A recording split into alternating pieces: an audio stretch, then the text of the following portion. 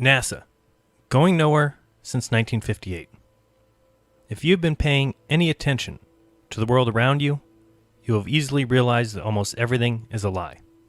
Dare I say, a conspiracy. The world is not at all what it seems. Some may see it, many do not. But to understand one lie, you need to recognize a few. We need to think of all the lies around us, because every piece of the American way of life has sold out to corruption, big business, and government. The media narrative and hypocrisy runs deep as they go about their business of easily corrupting minds with constant propaganda, to the point now where every news piece and story has been distorted beyond recognition. And yes, even science has been tainted. Let's just consider some of the many lies, like sugar, marijuana, and tobacco science, or public water fluoridation into human-caused global warming and climate change science.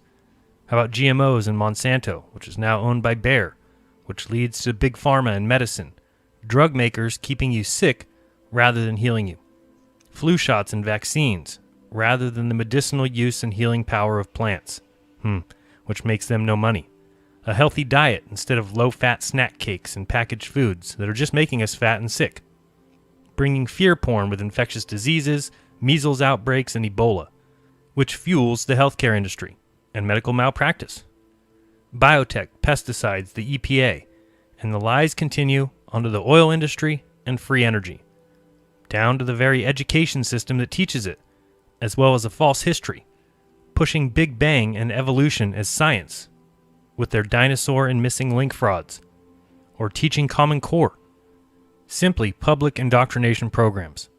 And then you have the college admissions scams, and the universities creating huge student debt, putting people deeply indebted to the Federal Reserve banking system, which isn't even federal, onto the stock market, financial scams, and the rest of the lies. All of this in a free society, while being watched and tracked and managed by Google, Twitter, Facebook, Instagram, or even censored on YouTube, while Hollywood continues to corrupt the mind, pushing some alien agenda and a satanic message. And the music industry isn't far behind with their corruption. How about the kidnapping and human trafficking with child sex exploitation and the sexualization of minors, while pedophiles go free because of a corrupt justice system of lawyers, courts, and judges that speak another language altogether. All of it leads back to the government, which fuels the mainstream media with their hypocrisy and fake news stories. Every government agency is entirely corrupt and weaponized against the people. The IRS, the NSA, the NSF, FTC, CDC, DOD, EPA, etc.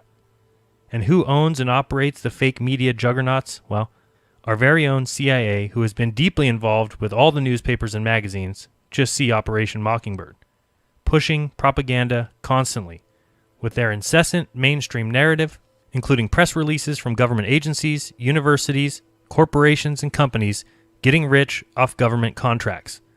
How about the false flags and covert government operations? Just see Northwoods, Gulf of Tonkin, Operation Paperclip, and thousands of others. The entire political scene with election fraud and dishonest polls, the whole left versus right two-party system pitting citizens against each other, or the entire CIA involvement in the military-industrial complex, as more war, more conflict equals more money and more growth. Or the so-called war on drugs. Our own federal government has been engaged in a shady operation of alliances with the world's largest drug cartels. Our incarceration percentage has grown by 6 times since Nixon declared a war on drugs in 1971. When planes took arms to the Contras in Nicaragua, these same planes returned with cocaine, shielded from law enforcement by the CIA. Yeah, an illegal drug trade. Just another pointless sham proving our own CIA is engaged with criminals and is criminal itself. Just look at the weapons and arms dealings of the CIA while actively trying to take yours. The constant barrage of lies and deceptions like the official 9/11 story and the government-run commissions. So many lies, and I could do a film on each one of those separately, and perhaps I will. But this film asks you one important question. If they lie to you about all that, if they have deceived you at every possible turn, what makes you think that they're telling you the truth about space? You see, sometimes people want to know the truth, but many times they do not. They like the idea of truth, but not the actual, real truth. When it comes to the United States space program, however, in my opinion, people certainly don't want the truth. They want the lore, the ideals, that patriotic feeling, the ideas of space travel, trillions and trillions of miles, American dominance and ingenuity, and the brilliant minds of mankind coming together to do the impossible. It's our destiny to be in the stars. This has always been the reason for space, making dreams come true, inspiring children and adults to do more, to strive for more, to reach for the stars, and to achieve the impossible. In this movie, I will explain my opinion of space and space travel. I will talk about what I think space is and isn't, and to do so, I'll talk about the past 11 presidents as well as the current president, Donald Trump. I'll go through the list of presidents and show that they have all cared little for space travel other than national prestige, and the reason for this, I believe, is multifaceted. I believe NASA to be little more than a jobs program, mixed with some research and development, focusing on engineering and technology. They also sell a fantasy and a worldview to the population. They instill pride and wonder, but what they haven't done and don't do is go anywhere. Hence the name of this film, NASA Going Nowhere Since 1958. Now, I could go deep into the various space-related deceptions and pick apart NASA films scene by scene, and while I'll do a little of that, this film is much different. Maybe I'll do other films on the various lies and pseudoscience pushed by the space agency, but this film will go president by president, give a little background, and show that it has always been and continues to be a back-and-forth game of sorts, where NASA can blame the president and the president can blame NASA, in the end allowing research and jobs to continue while ultimately going nowhere. Of course, we're going to spend most of our time on Kennedy and Nixon, especially since this month has been the 50th anniversary of quite possibly the largest deception ever pulled on the people of this earth. The nonsense assertion that 50 years ago, NASA sent men to the moon. Many people may not agree with anything I say throughout this film, and that's okay. I don't agree with most of what I hear in the mainstream media. That's because I'm looking for the truth and not just the story I'm supposed to believe. If you don't agree with me or see things a different way, well, it could be because you trust the mainstream media, meaning you do believe what you're supposed to believe, what this world wants you to believe, in which case I think you'll always be missing the truth. What I want to make clear from the start is that you're free to believe whatever you want, as am I. Eddie Bravo was on the Tinfoil Hat podcast and summed it up quite well when he said, Hey, listen, I'd rather be thought of as an idiot for not trusting the government than a traitor for defending them. I would rather be thought as a moron for not trusting criminals than a sellout and a traitor for defending them. I don't believe liars, and I don't trust criminals. Once you've lied to me, I no longer see the need to believe anything you say. The difference is I'm not lying to you at any point throughout this film. I'm giving you my 100% honest opinion on the subjects discussed. Agree or disagree, these are my personal beliefs. Space has always been an amazing arena for populist politics and fantasy conceptions. When NASA began, the space pioneer and ex-Nazi SS member Wernher von Braun was an absolute genius at forging public opinion with the ideas of space and space travel. He knew the power of space-related gimmicks. Together with the other dream maker and fantasy extraordinaire Walt Disney, they joined up to greatly sway public opinion by presenting space as a sci-fi fantasy adventure, a reaching for the stars, much like a Disney movie. Wernher von Braun said, "There's no Bucks without Buck Rogers." Of course, Buck Rogers was a fictional space character that debuted in 1928, becoming a very popular comic strip. Then it became a television series. It was so popular that many newspapers launched their own science fiction strips right after. Imitators like Flash Gordon and Speed Spaulding and John Carter of Mars. The adventures of Buck Rogers became an important part of popular culture, and by 1930 Buck Rogers took his rocket ship and left Earth. Buck Rogers has been credited with bringing into popular media the concept of space exploration, following those few before him like Jules Verne and H.G. Wells, and those who came after him like Arthur C. Clarke. So, as Wernher von Braun said, there's no Bucks without Buck Rogers. Let's start there and talk a little bit about the money behind the space industry, because this is a terribly important aspect. Only once you completely understand the financial implications can you begin to understand why and how they continue to get away with going nowhere. First off, NASA receives $56 million a day of taxpayer money. While it may only be 0.5% of the yearly U.S. budget, They also get many other funds from donations, admissions, etc. But here's the most important fact to understand. Think of how big the music industry is worldwide. Enormous, right? Now think of the movie industry, Hollywood and global, even bigger.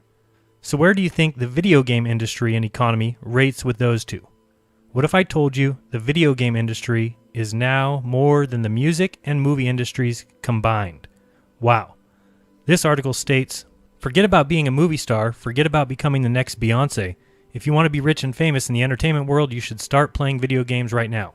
Gross video game sales have outweighed box office receipts for over 2 decades, and they surpassed home video and theater earnings combined 15 years ago. The video games industry has earned more revenue than the movie and music industries combined every year for the past 8 years. That's right, video games have passed the music and movie industry 15 years ago and have earned more revenue than the movie and music industries combined every year for the past 8 years. In 2018, the video game industry raked in $137 billion. That's $70 billion in mobile, $14 billion in tablet games, $56 billion in smartphone games, $33 billion in PC games, $4 billion in browser PC games, $28 billion in boxed and downloadable PC games, and over $34 billion in console video games, a total of $137 billion for that year. A huge industry compared to the movie industry, which only brought in $43 billion. Even if you include home entertainment and home theater, you still don't reach the video game industry. And music is less than half of the movie industry at only $20.5 billion. Crazy business, huh? Can you imagine one of those industries just going away because people realized it was all a fraud? Well, not really, because people know those industries are entertainment industries, selling fantasies, right? So where do you think the space industry stands compared to music, movies, and video games? What if I told you it is almost double all of them combined? Shocked? Well, you should be. The space industry was at $385 billion in 2017. Video games were at $137 billion. Video games plus the movie industry, plus the home entertainment industry, plus the music industry don't even reach the space industry. So now you can start to see why presidents stand behind it, why it is needed, because it makes so much money and creates so many jobs. Whether anyone goes anywhere or not, as long as you believe that they have gone somewhere or eventually will, the space economy continues to grow and thrive. So where do we go, Obama? The moon? Mars? You and I know this is a false choice. We have to fix our economy. We need to close our deficits, but for pennies on the dollar, the space program has fueled jobs and entire industries. For pennies on the dollar, the space program has improved our lives, advanced our society, strengthened our economy, and inspired generations of Americans. And I have no doubt that NASA can continue to fulfill this role. Both of these articles claim that the space industry will soon be a $1 trillion industry. From Space News, it says, forecasts that predict the space industry to grow to $1 trillion by the 2040s will require the development of new markets, even with the modest annual growth rates needed to achieve the goal. A panel session on June 26th at Space Frontier Foundation's New Space 2018 conference here noted that several reports in the last year by investment banks predicted that the global space economy, currently valued at about $350 billion, could grow to $1 trillion or more in the 2040s. And from the Office of Space Commerce, it says, today the global space economy is roughly a $400 billion economy, of which about 80% is commercial activity, and the United States claims a little less than half of that commercial activity. We used to think about space activities being concentrated in a few key areas, in Florida and California, and in this great state of Texas. But the fact is that there's not an area of this country these days that isn't deeply affected by the space industry. That's very exciting, and it is a very promising time for the space industry as we have the convergence of leadership, finance, and technology that is creating opportunity at unprecedented speed.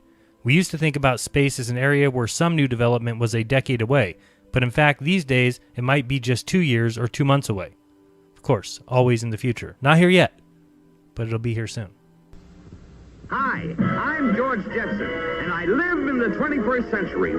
That's Elroy. You have to watch him or he'll track up the ceiling. Here I'm dropping Judy off at school. Blondes away! Oh, that's Jeannie, my wife. Rosie! Coming, sir.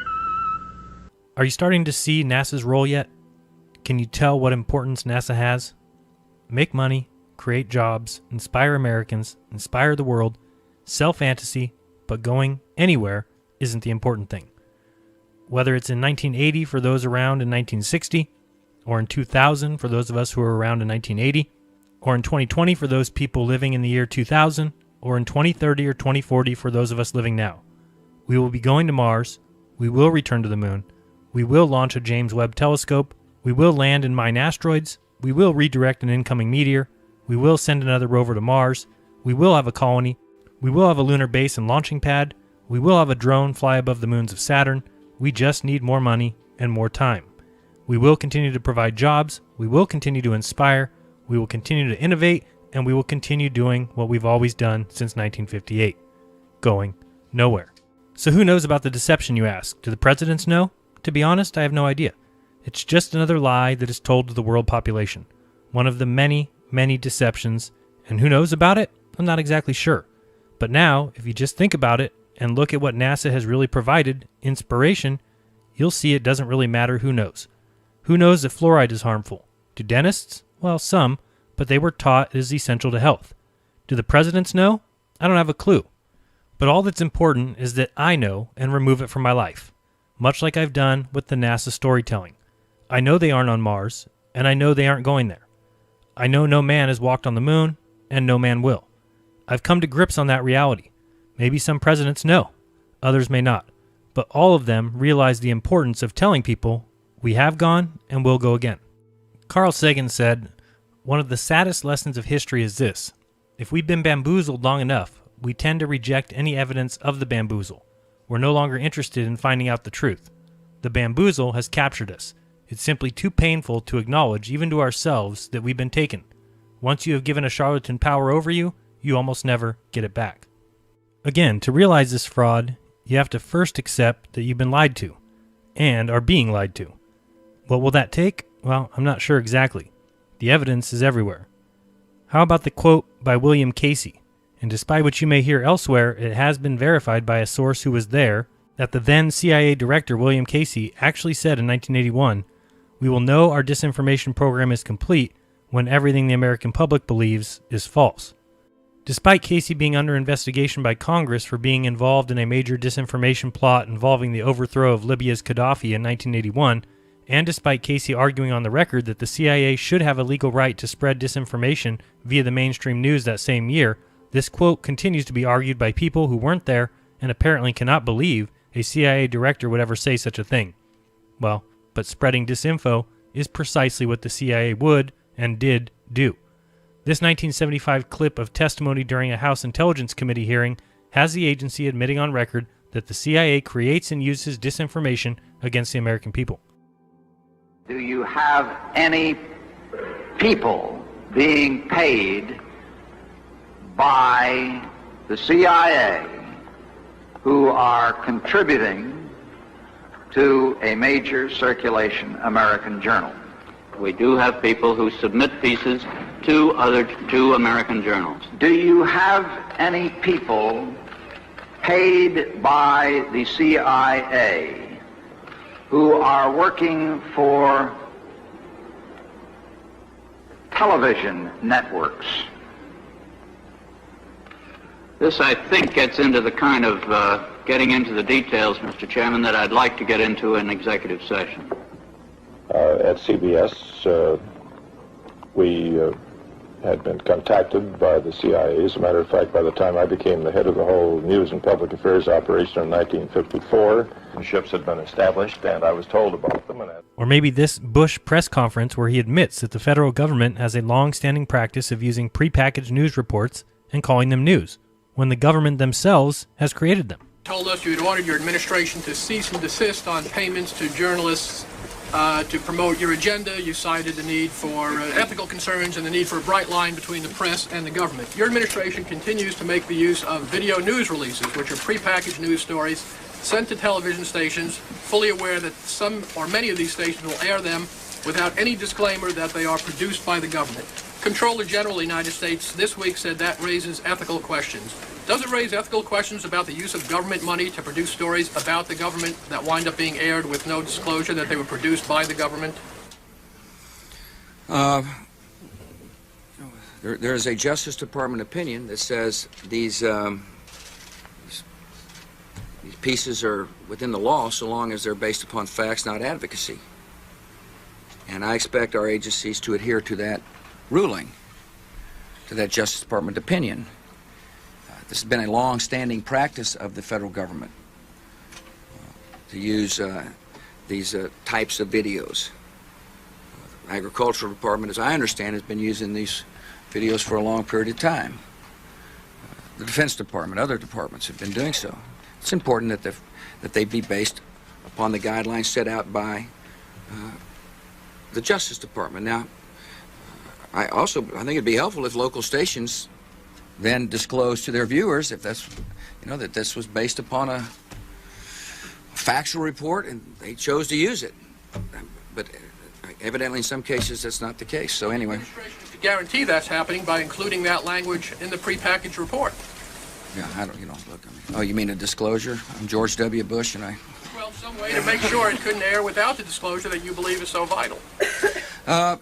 Ken, I mean, there's a procedure that we're going to follow, and the local stations ought to, if there's a deep concern about that, ought to tell their viewers what they're watching.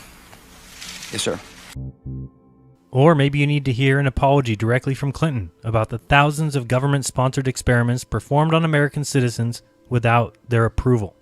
This report I received today is a monumental document in more ways than one. But it is a very, very important piece of America's history, and it will shape America's future in ways that will make us a more honorable, more successful, and more ethical country. What this committee learned, I would like to review today with a little more detail than Dr. Faden said, because I think it must be engraved on our national memory. Thousands of government-sponsored experiments did take place at hospitals, universities, and military bases around our nation. The goal was to understand the effects of radiation exposure on the human body. While most of the tests were ethical by any standards, some were unethical, not only by today's standards, but by the standards of the time in which they were conducted. They failed both the test of our national values and the test of humanity. Informed consent means your doctor tells you the risk of the treatment you are about to undergo.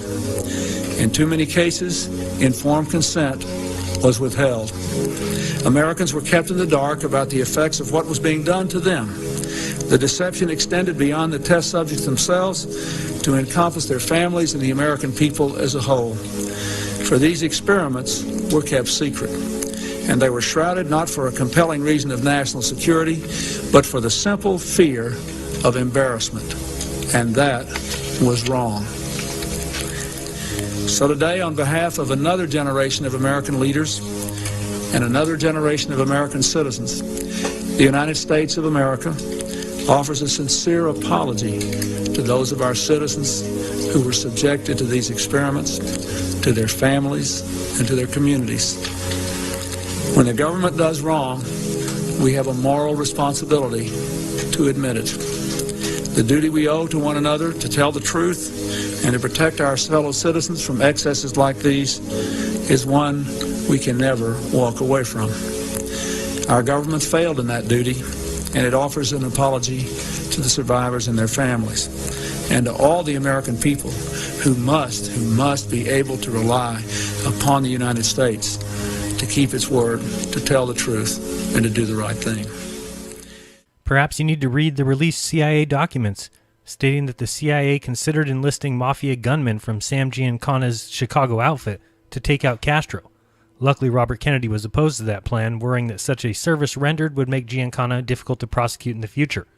And as part of the anti-Castro Operation Mongoose, the CIA floated the idea of an Operation Northwood-style false flag attack on American soil in order to discredit Castro. We could develop a communist Cuban terror campaign in the Miami area, in other Florida cities, and even in Washington. We could sink a boatload of Cubans en route to Florida, real or simulated. We could foster attempts on lives of Cuban refugees in the American states, even to the extent of wounding in instances to be widely publicized. Exploding a few plastic bombs in carefully chosen spots, the arrest of a Cuban agent, and the release of prepared documents substantiating Cuban involvement also would be helpful in projecting the idea of an irresponsible government. Which government do you think is irresponsible? And lastly, we can see that the CIA and NASA have been up to no good from the start. After Francis Gary Powers was shot down over the Soviet Union during a CIA spy flight on May 1, 1960, NASA issued a press release with a cover story about a U-2 conducting weather research that may have strayed off course after the pilot reported difficulties with his oxygen equipment.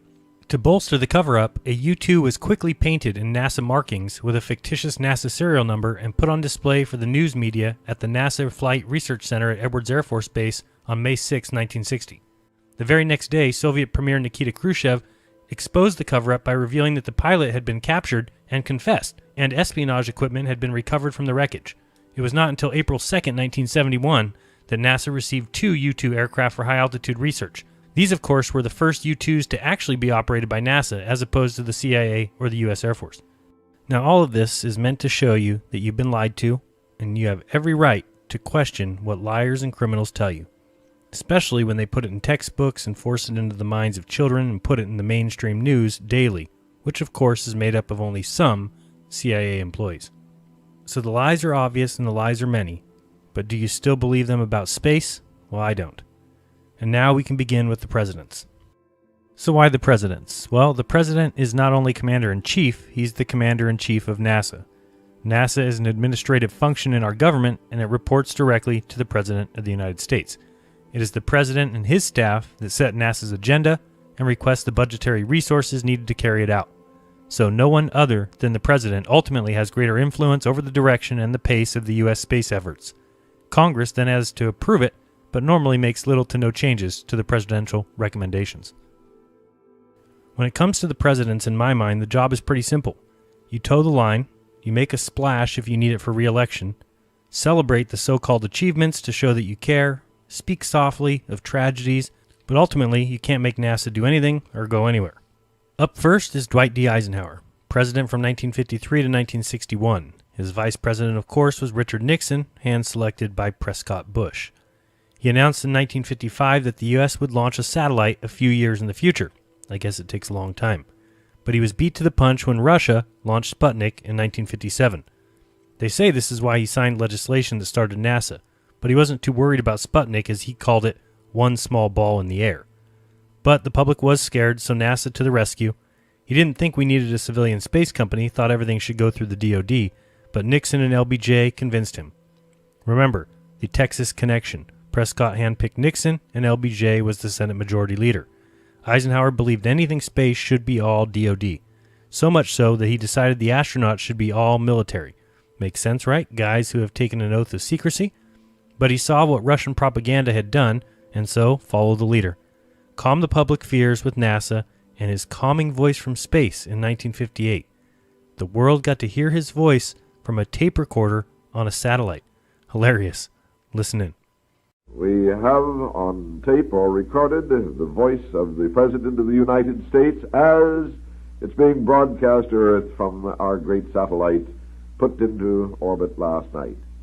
Through Radio Press, WBAI, and this particular program are able to bring you the voice of the President of the United States as it is being endlessly repeated in the endless orbit around the world, a voice addressed to all men everywhere. This is the President of the United States speaking. Through the marvels of scientific advance, my voice is coming to you from a satellite circling in outer space. Through this unique means, I convey to you and to all mankind America's wish for peace on earth and goodwill toward men everywhere. And so NASA was created, an open and transparent agency in contrast to Russia. Speaking of which, check out the movie The Cosmonaut Cover-Up to see how deep the Russia lies ran. Even Nikita Khrushchev's son, Dr. Sergei Khrushchev, speaks to the massive lies and the propaganda. How massive? Well, now they don't even think Yuri Gagarin was the first man in space. Just another guy on a reverse bungee jump, really. They even delete cosmonauts from photos. It's pretty funny, and not too bad if you like that kind of documentary, so check it out. Here's a small clip. After several decades of propaganda, lies, and official denials, the truth about one of humanity's greatest achievements can now be told. He gave NASA the Army's Jet Propulsion Lab, JPL, and the German rocket team led by Nazi Werner von Braun. Remember, Jack Parsons was a principal founder of JPL with his Suicide Squad. Lastly, Eisenhower had no desire for a space race or moon mission, well, because he wasn't up for re-election. He leaves quietly, handing space off to Kennedy, but does leave us with 2 warnings. One of them we've all heard many times before. We must guard against the acquisition of unwarranted influence, whether sought or unsought, by the military-industrial complex. The potential for the disastrous rise of misplaced power exists and will persist. We must never let the weight of this combination endanger our liberties or democratic processes. The second one you may never have heard before. Let's listen in. Yet in holding scientific research and discovery in respect, as we should, we must also be alert to the equal and opposite danger that public policy could itself become the captive of a scientific, technological elite. A scientific, technological elite. Well, doesn't that certainly sound like what we have today? A scientific space agency that is allowed to go nowhere, constantly, changing plans every few years, spending huge amounts of money and resources, but never really getting anywhere, literally. But they keep being handed dollars and creating jobs, buying equipment, funding research, but all of it just seems to keep going round and round. Next up, we have John F. Kennedy, president from 1961 till his assassination in '63. His vice president, of course, was Lyndon B. Johnson, someone instrumental in NASA's start. First off, Kennedy knew nothing about space, but he wanted to make a splash for a possible re-election, so he asked LBJ to find out if we could do something big in space, and was told possibly the moon in '67. So he agreed to increase the NASA budget big time and made a huge proclamation. But why, some say, the moon? Why choose this as our goal? And they may well ask, why climb the highest mountain? Why, 35 years ago, fly the Atlantic? Why does Rice play Texas? We choose to go to the moon. We choose to go to the moon in this decade and do the other things, not because they are easy, but because they are hard. Because that goal will serve to organize and measure the best of our energies and skills. Because that challenge is one that we're willing to accept, one we are unwilling to postpone, and one we intend to win, and the others too.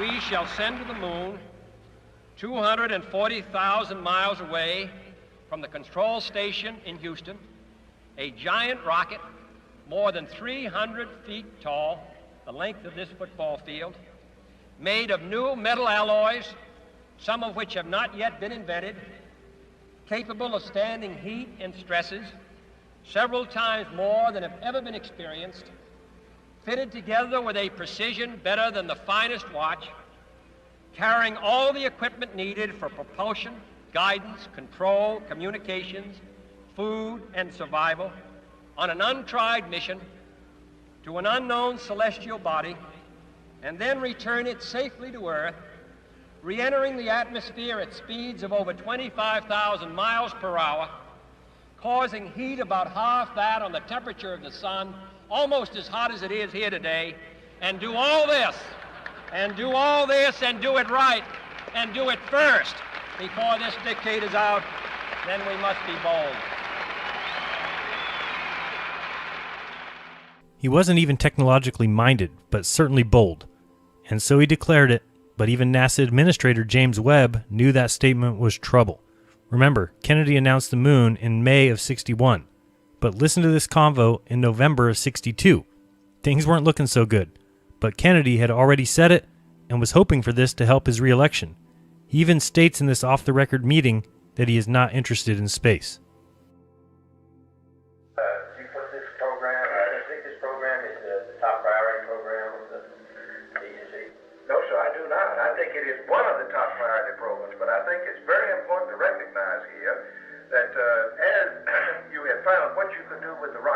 understand how you could get out beyond the Earth's atmosphere and into space and make measurements. Several scientific disciplines that are very powerful have begun to converge on this area. Jim, I think it is the top priority. I think we ought to have that very clear. Some of these other programs can slip 6 months or 9 months and nothing particularly is going to happen. But this is important for political reasons, international political reasons, and this is, whether we like it or not, an intensive race. If we get second to the moon, it's nice, but it's like being second anytime. So that if we're second by 6 months, because we didn't give it the kind of priority, then of course that'd be very serious. So I think we have to take the view this is the top priority. Number one, there are real unknowns as to whether man can live under the weightless condition and you will ever make the lunar landing. This is one kind of political vulnerability I'd like to avoid such a flat commitment to. I agree that we're interested in this, but we can wait 6 months. But you have to use that information to do your thing. Yeah, but only when that information directly applies to the program. Jim, I think we got to have that. Mr. President, we don't know a damn thing about the surface of the moon, and we're making the wildest guesses about how we're going to land on the moon. And we could get a terrible disaster from putting something down on the surface of the moon that's very different than we think it is. And the scientific programs that find us that information have to have the highest priority, but they are associated with the lunar program. The scientific programs that aren't associated with the lunar program can have any priority we please to give them. Now, the other thing is, I would certainly not favor spending $6 to $7 billion to find out about space. Why are we spending $7 billion in getting fresh water from salt water when we're spending $7 billion to find out about space? So obviously you wouldn't put it on that priority except for the defense implications. And the second point is the fact that the Soviet Union has made this a test of the system. So that's why we're doing it. So I think we've got to take the view that this is the key program, and the rest of it not so that we can find out about it, but there's a lot of things we want to find out about. But you see, cancer and everything else. When you talk about this, it's very hard to draw a line between what I think everything that we do ought to really be tied in to getting onto the moon and ahead of the Russians. Why can't it be tied to preeminence in space, which are your own words? Because, by God, we've been telling everybody we're preeminent in space for 5 years. Nobody believes it because they have the booster and the satellite. But I do think we ought to get it, really clear that the policy ought to be that this is the top priority program of the agency and one of the two, except for defense, the top priority of the United States government. I think that's the position we ought to take. Now, this may not change anything about that schedule, but at least we ought to be clear. Otherwise, we shouldn't be spending this kind of money because I'm not that interested in space. I think it's good. I think we ought to know about it. We're ready to spend reasonable amounts of money, but we're talking about these fantastic expenditures which wreck our budget and all these other domestic programs. And the only justification for it, in my opinion, to do it is because we hope to beat them and demonstrate that starting behind it we did by a couple of years. By God, we passed them. A lot of interesting things said there in late 1962. Kennedy had already proclaimed that we were going to the moon just a year earlier, even though we'd never even put a person in space. His re-election was not looking good if it was decided we couldn't go. So the head of NASA knew they had no knowledge of the moon or how to operate in space even. And JFK admits he isn't even interested in space, it's all a prestige thing.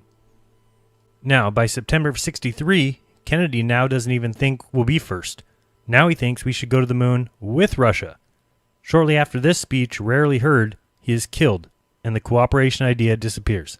Again, remember the Texas connection of Prescott, George H.W., and LBJ. Finally, in a field where the United States and the Soviet Union have a special capacity in the field of space, there is room for new cooperation, for further joint efforts in the regulation and exploration of space. I include among these possibilities a joint expedition to the moon. Space offers no problems of sovereignty. By resolution of this assembly, the members of the United Nations have forsworn any claim to territorial rights in outer space or on celestial bodies, and declared that international law and the United Nations Charter will apply. Why, therefore, should man's first flight to the moon be a matter of national competition? Why should the United States and the Soviet Union in preparing for such expeditions become involved in immense duplications of research, construction, and expenditure, surely we should explore whether the scientists and astronauts of our two countries. Of course, Kennedy is killed and the space race is back on. In steps Lyndon B. Johnson, who was president from 1963 until 1969. His VP was Hubert Humphrey. LBJ toes the line. He keeps the heavy funding going to NASA and continues to push for the moon. As Kennedy's VP, he was the chairman of the National Aeronautic Space Council, so of course NASA gets to keep their increased funding and LBJ pushes space big time. But he was also the president when the Apollo 1 fire took 3 lives. Well, 4 if you count Tom Barron. In my interview with Gary Corsair, you can find out a lot about this so-called accident. Tom Barron is the one that testified against NASA, and his report was lost. A week later, he gets hit by a train, dies, as does his wife and child. That train was on a NASA track that came from a NASA switchyard. There were 2 witnesses. One refused to ever speak. The one who did speak lived in a home owned by North American Aviation, the employer of Tom Barron. His lawyer died that same year from a massive heart attack. A reporter on Barron's side committed suicide by jumping out of a plane and not pulling his parachute. A worker that was said to be on the train when Barron hit it says that's a fabrication because he wasn't. And the coroner said, yes, that's my signature on the death certificate, but doesn't recall doing the autopsy. Also, Johnson allowed NASA to do its own investigation into the accident of Apollo 1. And remember, it was Johnson who was the one who started the Great Warren Commission, who of course concluded that Lee Harvey Oswald was the lone gunman. Good old LBJ. And then came Nixon, finally becoming president from 1969 to 1974 before resigning. He had 2 vice presidents, Spiro Agnew, before he resigned, and then Gerald Ford. We all know that he spoke via telephone to Neil and Buzz while they were on the moon 240,000 miles away. I'm talking to you by telephone from the Oval Room at the White House. And this certainly has to be the most historic telephone call ever made from the White House. I just can't tell you how proud we all are of what you have done. For every American, this has to be the proudest day of our lives. And for people all over the world, I am sure that they too join with Americans in recognizing what an immense feat this is. Because of what you have done, the heavens have become a part of man's world. And as you talk to us from the Sea of Tranquility, it inspires us to redouble our efforts to bring peace and tranquility to earth. For one priceless moment in the whole history of man, all the people on this earth are truly one. One in their pride in what you have done, and one in our prayers that you will return safely to earth.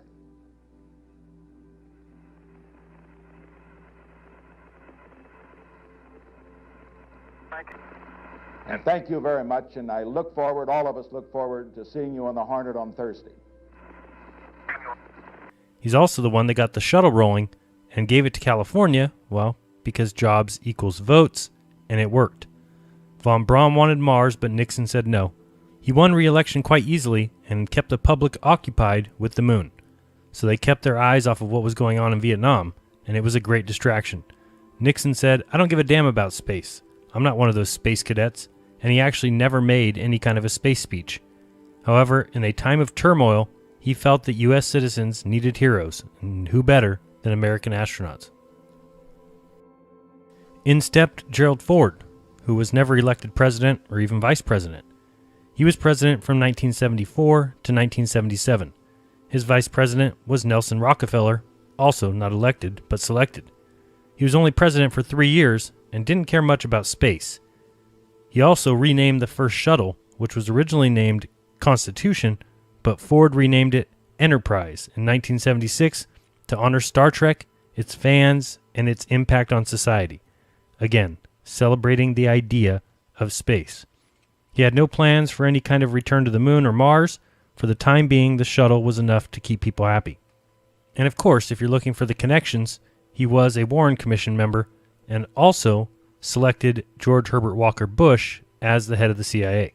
Let me call to express my very great admiration for your hard work, your total dedication in preparing for this first joint flight. It's taken us many years to open this door to useful cooperation in space between our two countries. And I'm confident that the day is not far off when space missions made possible by this first joint effort will be more or less commonplace. And may I say, in signing off, here's to a soft landing. Next up, Jimmy Carter became president from 1977 to 1981. His vice president was Walter Mondale. Neither of these guys were big fans of space. In 1979, Carter considered canceling the shuttle program altogether, since it had so many issues like every single NASA program ever. But as usual with NASA, so much money had already been spent on the shuttles that he had to let it continue. He did do his job, however, as stated before, congratulated astronauts and towed the company line. NASA continued going nowhere. In one of the funniest videos ever, watch this Space Foundation public service announcement with Gerald Ford and Jimmy Carter. I don't know if we're supposed to believe that they're actually talking to each other via some satellite, or if we're supposed to think this is in real time, but it is pretty funny if we are supposed to be buying this absolute nonsense. Good afternoon, Mr. President. It's a lovely day here in Georgia. Good morning, Mr. President. It's a nice day here in California. California? I could swear we were right next to each other. With a communications satellite, we can be. That's one way space technology impacts on life here on Earth. Television, telephone, and radio signals bounced off satellites bring people together who are thousands of miles apart. They bring us world events as they're happening. They help us educate, entertain, and inform. But communications satellites are only one of the thousands of practical applications of space technology. In the months ahead, you'll be hearing about remarkable advances in the diagnosis and treatment of heart disease and cancer. New ways to generate electricity and control pollution. All of them spin-offs of space technology. That's why Jimmy Carter from Georgia and Gerald Ford from California agree. Space technology has down-to-earth benefits for everyone. That's pretty funny. I honestly thought at first that was a Saturday Night Live skit. In the coming months, we will be curing cancer, reducing heart disease, mining diamonds from Pluto, and making puppies fly.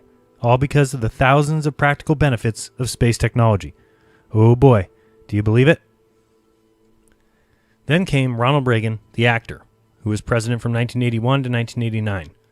His vice president was George Herbert Walker Bush. Of course, as expected, he was a fan of space, cheering on the shuttles, celebrating NASA's past glory, but never really pushing for the moon or Mars. People were content with the shuttle, for now, going where the shuttles went, nowhere. He was president for the Challenger disaster, so launches were postponed for a while. He also proposed a strategic defense initiative, which was going to be a network of missiles and lasers in space and on the ground to protect the USA. The program was called Star Wars and considered very unrealistic. It was and never came to be. America is going to space again, and we're going there to stay.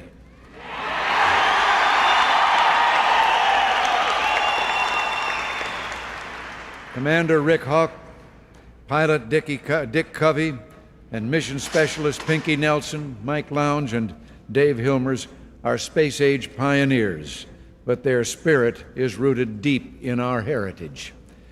We're a nation born of pioneers, and we'll always create our future on the frontier. Americans can live no other way. Our early settlers knew great risks and made great sacrifices, but with their sacrifice, they moved the frontier forward and built a great nation. Neither can we stand still, nor be content, and we're not afraid. Ill fortune can slow us down, but it can't stop us. You can delay our long trek to greatness, but you cannot halt it.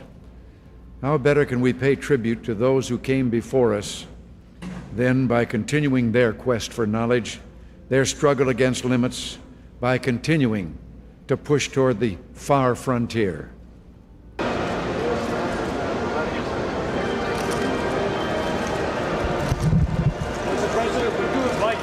Bigger commitment to the space program in terms of money for the future than you have? I'll try to do all that's possible to answer problems.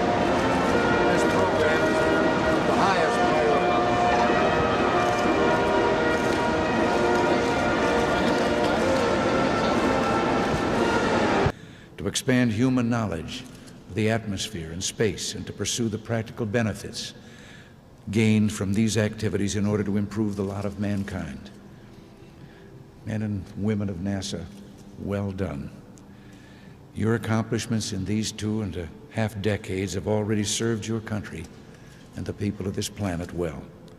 Today we're reaping the returns that we've realized from our investment in space.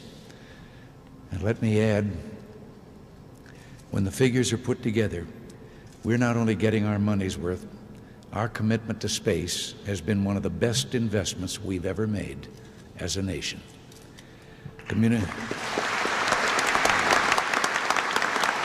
Perhaps NASA's greatest gifts have been the moments of greatness that you've allowed all of us to share.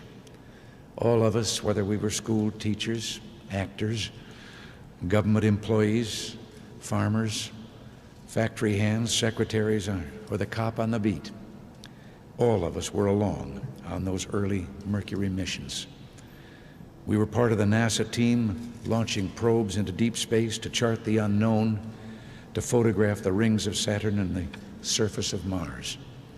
We were there and our hearts were filled with such pride when Neil Armstrong, an American, the first person to set foot on the moon, said, "One small step for a man, one giant leap for mankind." And we saluted right along with him when he planted Old Glory in the lunar soil. NASA's done so much to galvanize our spirit as a people, to reassure us of our greatness and of our potential. In recent days, the Space Shuttle has, as another NASA project before it or other projects before it, captured our hearts and imaginations. You want to go up in space? Been there for several years. Well, I agree with you on that. The actor certainly played his part. He towed the line, kept the dreams alive, he celebrated the past and talked about going to the stars for good. I'm sure NASA was quite pleased. Next was Mr. Texas himself, George Herbert Walker Bush. He was president from 1989 to 1993. His vice president was Dan Quayle. Poppy Bush was a huge fan of space and had big dreams for NASA, ordering a big bump in NASA funds. He had big ideas, probably hoping for re-election, so he ordered the Space Exploration Initiative to send NASA to the moon and onto Mars.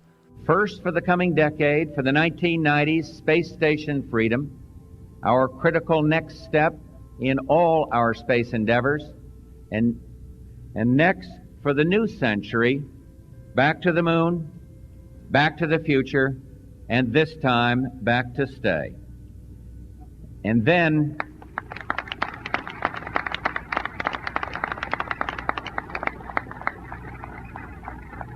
a journey into tomorrow, a journey to another planet, a manned mission to Mars.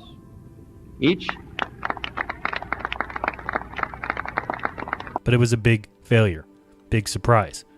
As soon as it was announced, Gore mocked it when he said, "By proposing a return to the moon and a manned base on Mars with no money, no timetable, and no plan, President Bush offers the country not a challenge to inspire us, but a daydream to briefly entertain us. A daydream about as splashy as a George Lucas movie with about as much connection to reality." What George Bush had said was, "I am pleased to announce a new age of exploration, with not only a goal, but also a timetable. I believe that before Apollo celebrates the 50th anniversary of its landing on the moon, the American flag should be planted on Mars."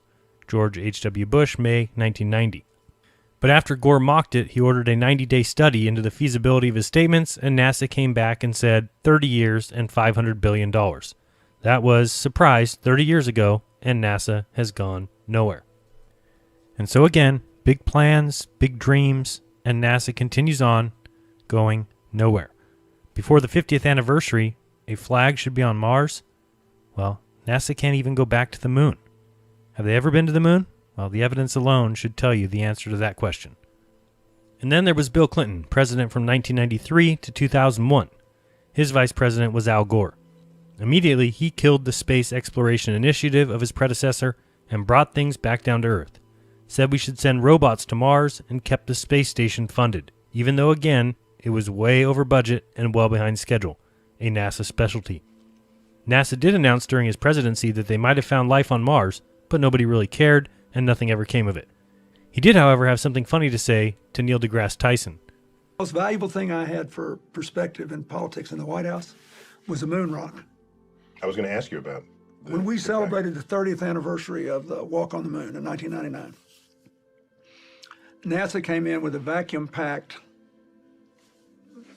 glass enclosed moon rock that was taken off the moon in 1969 that had since been carbon dated at 3.6 billion years old. So I asked, because I had supported the space program so strongly, I said, may I just borrow that till I leave? You can have it back when I go. I know it's not mine, but I really I bet they didn't say no to that question. They did not.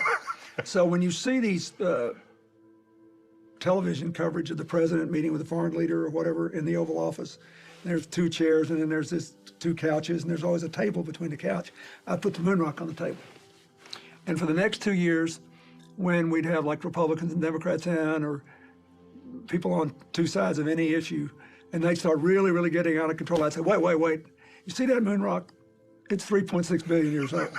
Now, we're all just passing through here, and we don't have very much time. So let's just calm down and figure out what the right thing to do is. And it worked every single time. They looked, most That's everybody. a cosmic perspective sitting in the middle of your They were looking table. at an object that existed at a time they could hardly imagine. And it just gave them that little bit of space in their mind and spirit to try to figure out, okay, let's go at this one more time. And that's what we got to keep doing. We just have to keep moseying around both out there and in here. And, if you just keep stumbling toward Jerusalem, good things happen. I mean, I may be wrong about it, but that's what I think. I just think, that I'd give anything to be 20 again. I'd give up having been president and gamble on my chances in the future if I could live another 80 or 90 years just to see what's going to happen. Just to see it. Just to see it. It's amazing what's going to happen. Yeah, it's all about the ideals of space, the idea behind the moon rock. That, by the way, was carbon dated to billions of years. I guess Neil missed that too. Look up carbon dating. It has a max of about 50,000 years, and that's even if you believe that. One of our young astronauts, 13-year-old Wayne Gussman from New Orleans, sees a future where being an astronaut will be like, and I quote, driving a car. Everyone will do it. That's a great dream. But that and our other dreams are clearly the natural extensions of the space program which began a generation ago. The direct descendants of the dreams of the three men we are here to honor today. Then came George W. Bush, president from 2001 to 2009 with Vice President Dick Cheney. New president, new plan. Gets pretty repetitive, doesn't it?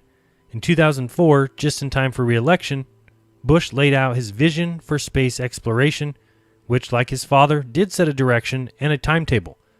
Direction to the moon by when? 2020. Guess what? It ain't happening. That moon mission would be a stepping stone to Mars, said Bush. This may have been in response to NASA's 2003 report that blamed the Columbia disaster on the presidents, saying that there had been a failure of national leadership in not replacing an aging shuttle and not providing a strategic vision to guide U.S. civilian space activities. Well, NASA got what it wanted and still has gone nowhere. Bush also started the Constellation program, which would include a new spacecraft called Orion, a lunar lander, and new rockets. But it also never came to be. This time changed by the next president. Any patterns here? Our third goal is to return to the moon by 2020 as the launching point for missions beyond. Beginning no later than 2008, we will send a series of robotic missions to the lunar surface to research and prepare for future human exploration. Using the Crew Exploration Vehicle, we will undertake extended human missions to the moon as early as 2015, with the goal of living and working there for increasingly extended periods of time. More goals, more fails. It's a never-ending saga, always coming in the future. Then came Barack Obama, president from 2009 to 2017, his vice president, creepy Joe Biden. Obama almost immediately got rid of the Constellation program of George Bush in 2010. Instead of going to the moon, Obama wanted to begin construction on landers for a 2030s trip to Mars. and for humans to visit an asteroid by 2025. Obama upped the budget for NASA to help them actually go somewhere. However, still, they've gone nowhere. By the mid-2030s, I believe we can send humans to orbit Mars and return them safely to Earth. And a landing on Mars will follow, and I expect to be around to see it.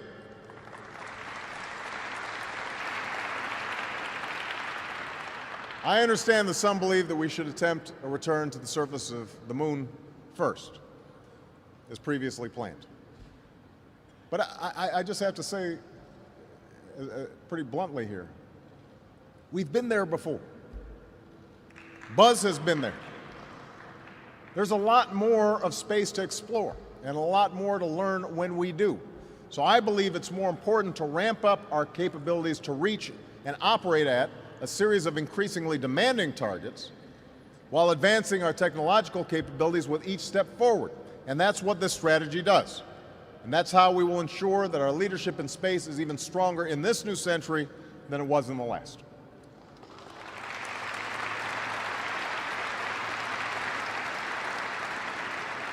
This holds the promise of generating more than 10,000 jobs nationwide over the next few years. And many of these jobs will be created right here in Florida because this is an area primed to lead in this competition. We've seen that in the NASA's budget, which has risen and fallen with the political winds. But we can also see it in other ways, in the reluctance of those who hold office to set clear, achievable objectives, to provide the resources to meet those objectives, and to justify not just these plans, but the larger purpose of space exploration in the 21st century. In 2013, NASA Chief Charles Bolden put it quite simply, and maybe we should pay attention. Bolden warned of the importance of staying on target with space exploration. He said that if the next administration tries to change course and get NASA to lead another manned expedition to the moon, that it means we are probably, in our lifetime, in the lifetime of everybody sitting in this room, we are probably never again going to see Americans on the moon, on Mars, near an asteroid, or anywhere. We cannot continue to change the course of human exploration.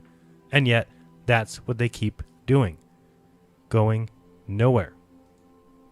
And last, our current president, Donald Trump, who became president in 2017 with Vice President Mike Pence. He's not sure what he wants. He has said both, almost demanded both.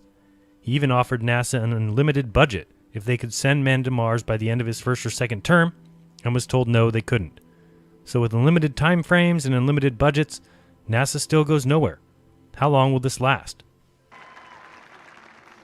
Finally, we must think big and dream even bigger. In America, we understand that a nation is only living as long as it is striving. We will no longer accept politicians who are all talk and no action, constantly complaining, but never doing anything about it.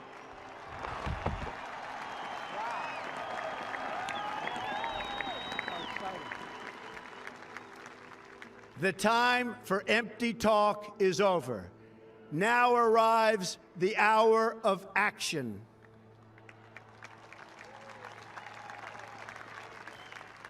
Do not allow anyone to tell you that it cannot be done. No challenge can match the heart and fight and spirit of America. We will not fail. Our country will thrive and prosper again. We stand at the birth of a new millennium, ready to unlock the mysteries of space, to free the earth from the miseries of disease, and to harness the energies, industries, and technologies of tomorrow. A new national pride will stir our souls, lift our sights, and heal our divisions. Well, we will wait and see. He said the time for talk is over. He tried to give NASA an unlimited budget and they failed. So now the direction has changed. Donald Trump now wants to send NASA to the moon. Just as the United States was the first nation to reach the moon in the 20th century, so too will we be the first nation to return astronauts to the moon in the 21st century. And I'm here on the President's behalf to tell the men and women of the Marshall Space Flight Center and the American people that at the direction of the President of the United States, it is the stated policy of this administration and the United States of America to return American astronauts to the moon within the next 5 years. And that's why today, the National Space Council will send recommendations to the President that will launch a major course correction for NASA and reignite that spark of urgency that propelled America to the vanguard of space exploration 50 years ago. As you will hear, in these recommendations, we will call on NASA not just to adopt new policies, but to embrace a new mindset. That begins with setting bold goals and staying on schedule. To reach the moon in the next 5 years, we must select our destinations now. NASA already knows that the lunar South Pole holds great scientific, economic, and strategic value. But now it's time to commit, to go there. And today, the National Space Council will recommend that when the first American astronauts return to the lunar surface, that they will take their first steps on the moon's South Pole. And here's the other thing that should be obvious. 5 years from 2019 is 2024, which will be exactly when Trump and Pence will be leaving office if they're at the end of the second term. And again, this will just get pushed onto the next president, who will come out and announce a new directive, and NASA will go back to doing exactly what they've done since 1958, going nowhere. Okay, thank you very much. For almost 6 decades, NASA's work has inspired millions and millions of Americans to imagine distant worlds and a better future right here on Earth. I'm delighted to sign this bill. It's been a long time since a bill like this has been signed, reaffirming our national commitment to the core mission of NASA: human space exploration, space science, and technology. All right, so in this film, we covered a few things. We discussed lies and deceptions and realized the world is not what we were taught. We discussed how large the space industry is and why it can continue to operate without actually going anywhere. And then I discussed each president simply to show that it is promises, promises, and never delivery. There is so much more to discuss under the banner of NASA going nowhere since 1958. My plan is to come back with future installments to cover the many other areas of NASA deception. Of course, I didn't get into the occult roots of NASA or von Braun's shady history.